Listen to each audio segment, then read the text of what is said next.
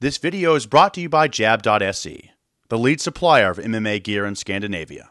BetSafe.com, Europe's only online betting site for MMA. Sebastian vendel-martinez of MMA Net and Studio MMA. I'm here with Andy of A Little Axe Ogle.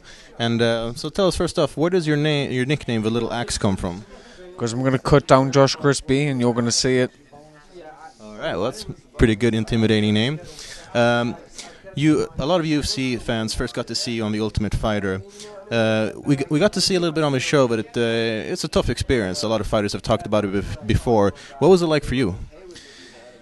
What can I say? It was a building block to what is happening now, so I kind of take it back. It was great experience and something that not many people get to do, and it was the first and last show live, so I am so grateful for that. It's got me where I am today, and I wouldn't change it for a world, you know, for the world. I would do it again, definitely, without a shadow of a doubt. As you said, it was the first Ultimate Fighter to be live. What was it like, the live format? Well, they've shown that it didn't work. At the start, I thought maybe we can be the first season all over again. Maybe it can boost the numbers. You know, they tried it. It didn't work. They went back to the old school format. I've made history. I was the first one that did it and the last one. And it was very grueling, very tough. Double the time. And, it was an experience, that's for certain. I think we can all agree on that. Speaking of The Ultimate Fighter, the new season has started as well, and it's gotten pretty good reviews from its people. Have you watched it? I haven't had the chance. I've been focusing really on this fight and really trying to smash my training and really working hard, so I haven't had that much chance to watch TV. Sorry. No, that's, as a fighter, it's probably pretty good. Is there anything special that you've been training on for this match? Basically, just get myself in the right mental state. For my UFC debut, it was different kettle of fish.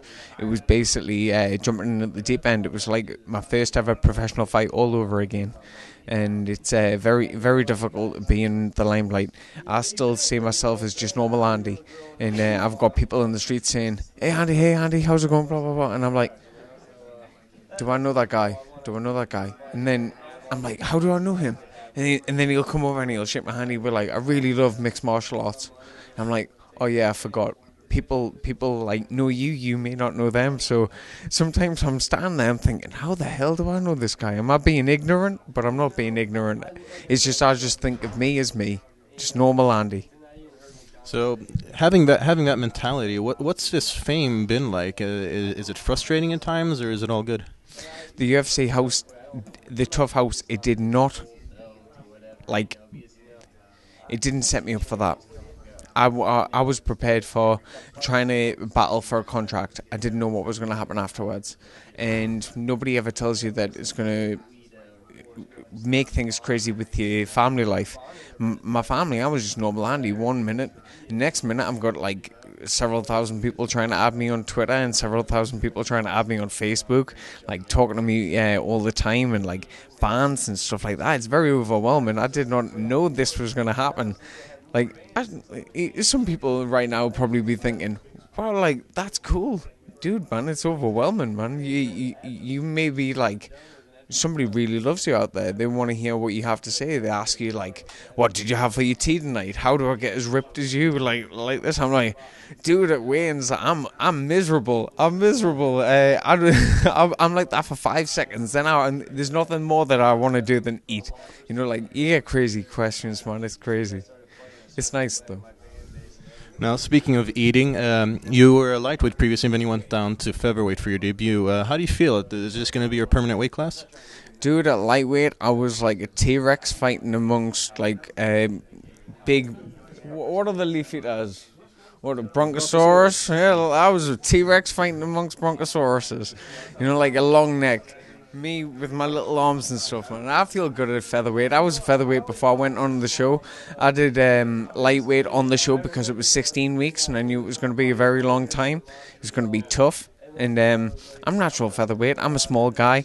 I've got small feet, small hands, man. I'm only like 5'8".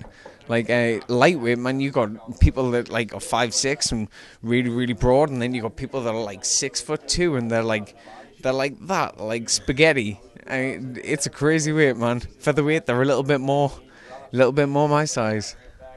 Well, one of them is a little bit more your size is obviously your opponent, Josh Grisby. How do you feel about him as an opponent? He's in my way. And he's going to have to get out my way. I'm going to have to push through him. I'm going to have to just get him knocked out of my way. He's probably a lovely guy. Yeah, but he wants what I want. He wants to win. And, he's standing in the way. So I'll be his friend afterwards, but not on the night. Not on the night. He made quite a name for himself in the WEC, was touted as one of the rising stars. Do you feel like you can build off of that momentum in some way? Superman even has kryptonite. Dude, everybody's got something. Even Achilles had his tendon on the back of his heel, you know. Everybody's got something. And Josh is unfortunately had an 0-3 slit. He was up there and now he's coming back down. He's hoping to build himself back up off me. I'm not going to let that happen. I'm going to stop him in his tracks and build up a name for myself off him. Unfortunately off him, but I'll be friends with him afterwards. We can have a drink or something. We can have a Coke. Well, we saw after your fight with Sweden's on Akira Corsani, there was a picture surfaced of you and him embracing afterwards, buddy. It was obviously a close fight. There was definitely people who felt like you won it. How did you feel then, and how do you feel now about the fight? I'm just going to say it's going to make this fight taste a hell of a lot sweeter, because when I was standing there, I was waiting for my hand to get raised, and actually thought that the ref said my name wrong. I thought they raised up the other guy's hand by mistake. So, but yeah, I'm not going to be bitter about that. Things happen for a reason. Everything happens for a reason, and this is just to make this event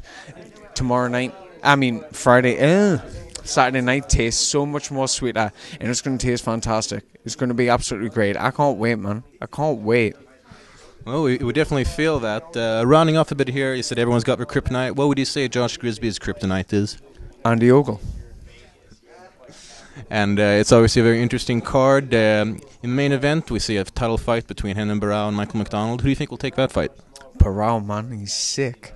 Dude, man, he ain't been stopped in mixed martial arts. Like, he's on a roll. He's on a roll. Like, right now he's like what Fedor was back then. You know, like, he's unstoppable right now. Like, he's a tough dude, man. When I heard that Uriah was going to be fighting him, when I was in the house, I was just like, that's a tough fight. I was like, Uriah, I really like you, but that's a tough fight. Like, this guy hasn't been stopped. He hasn't lost or nothing. Like, in such a long run, and mixed martial arts, there's so many different ways to lose.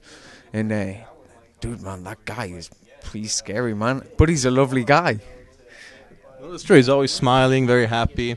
Which way do you think it'll take home the match in that case if you haven't picked up the winner? Oh, he's going to bang him. Oh, he's going to knock him out, man. He's going to knock him out. That's got nothing against his opponent, but he's on a different wavelength right now. He is something else. He truly is. And just to round off here, you're fighting again in your home country of England. How does it feel to be able to perform in front of your fans from your own country? Beforehand, it is the best thing in the world. I don't have to travel, and I get to see all the fans, and we get to interact with each other. They can understand what I say. When you go to America, sometimes you have to speak a little bit more slowly and be a bit more articulate. But it can be tough, and also being away from home, you know, you've got your little things that you like, and you know, your family, like, because they'll have to fly over if you're fighting across the country, across the world. I mean, but when the cage door closes, we could be on Mars. It doesn't really matter. It's just me and him, and I won't hear nobody. But, just keep on cheering for me, man.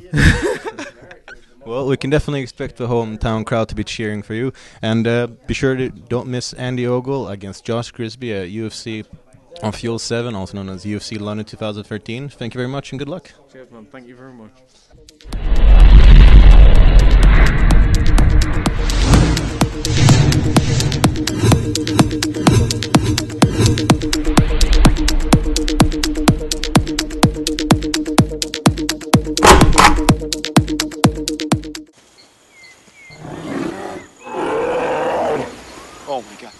Programmet presenteras av betsafe.com.